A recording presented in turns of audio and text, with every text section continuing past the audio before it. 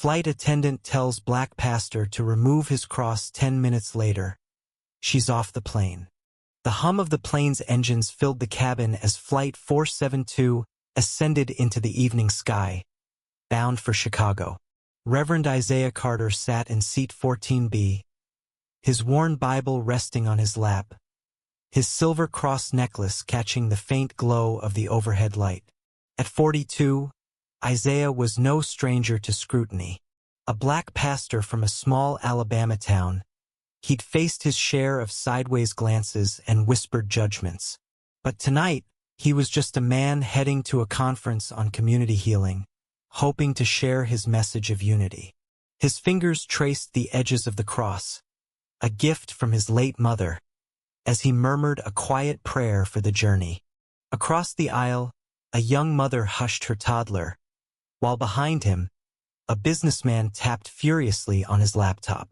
The cabin buzzed with the usual pre-flight chaos, passengers stowing bags, flight attendants weaving through the aisles.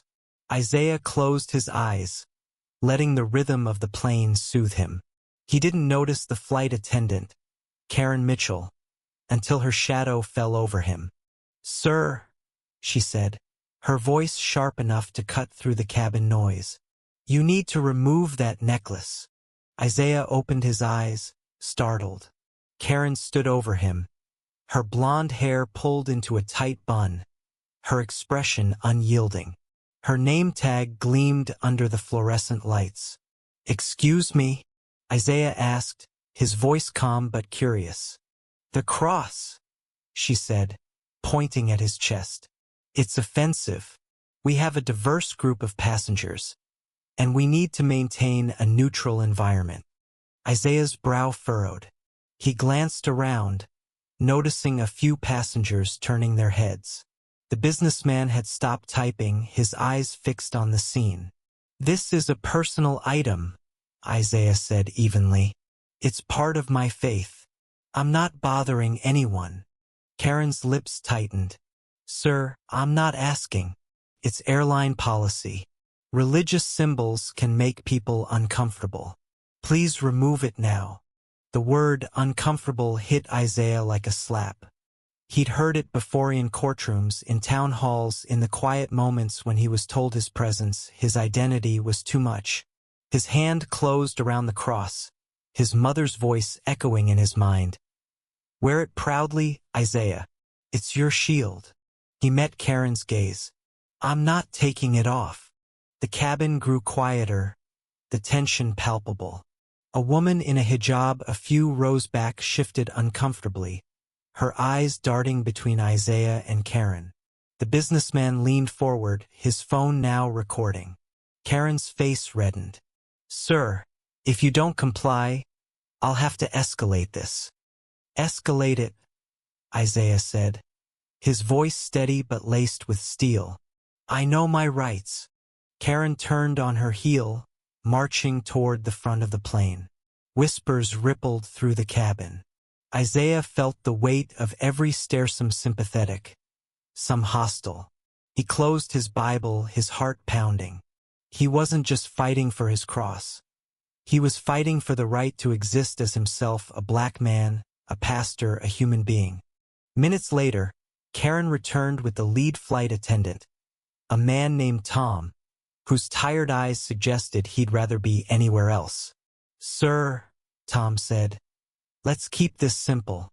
Just put the necklace in your pocket for the flight." Isaiah shook his head. "This isn't about the necklace. It's about being targeted for who I am. I've flown dozens of times with this cross.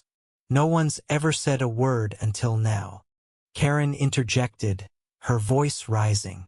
"It's not about you. It's about policy. We can't have passengers feeling unsafe because of your beliefs." "Unsafe?" Isaiah's voice carried now, not loud but piercing. "How does my faith, my cross, make anyone unsafe? You're singling me out because of how I look, not what I'm wearing."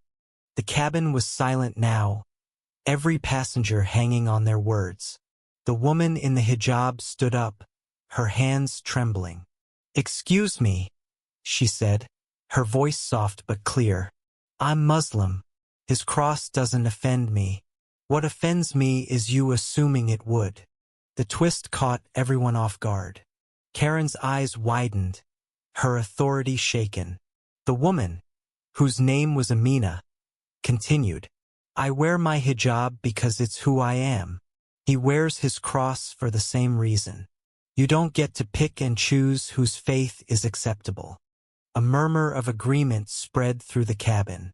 The businessman, still recording, nodded vigorously. A teenage girl across the aisle piped up, Yeah, leave him alone. The mood shifted, the passengers no longer spectators but participants in a stand against injustice. Tom, sensing the tide turning, leaned toward Karen and whispered something. Her face fell, but she stood her ground. This is my call, she insisted. He's disrupting the flight. Isaiah shook his head, his voice calm but firm. I'm sitting here, reading my Bible, bothering no one. You're the one making a scene. The captain's voice crackled over the intercom, announcing a brief delay due to a passenger issue. Minutes later, a uniformed security officer boarded the plane, his presence sending a chill through the cabin. Isaiah's heart sank.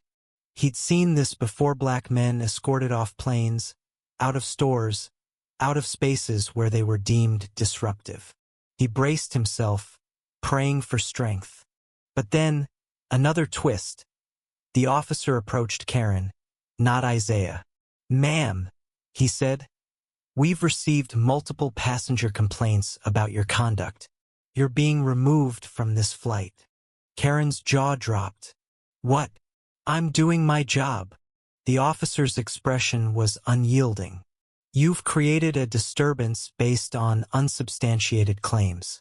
The airline has a zero-tolerance policy for discrimination. Please come with me. As Karen gathered her things, her face a mask of disbelief, the cabin erupted in applause. Amina reached across the aisle, offering Isaiah a small smile. Thank you, she said, for standing up. Isaiah nodded, his throat tight. Thank you for speaking out. As the plane resumed its preparations for takeoff, Isaiah looked out the window, the city lights blurring below. He thought of his mother, of the countless others who'd faced similar battles. The cross felt heavier now, not with burden but with purpose. He wasn't just a pastor. He was a bridge, connecting people through shared humanity. The flight landed in Chicago without further incident. Amina and Isaiah exchanged numbers, promising to stay in touch. The businessman, whose name was Greg, posted his video online, captioned, Justice at 30,000 feet. It went viral within hours, sparking conversations about race, faith, and fairness. Isaiah didn't seek the spotlight, but he embraced it when it came. At the conference, he shared his story, not as a victim but as a testament to resilience. We're stronger when we stand together, he told the crowd. Black, white, Muslim, Christian, our differences don't divide us. Our silence does. The story of Flight for 7-2 became a beacon, a reminder that courage can shift the course of a moment. Isaiah's cross remained around his neck, a symbol of faith and defiance. Karen, reassigned to ground duties, faced a choice: to reflect or to resent. The passengers, forever changed, carried the lesson with them. Justice begins when someone says, enough. What would you have done in that moment? Stood up, stayed silent, or something else? Share your thoughts on where justice lies in this clash of rights and wrongs.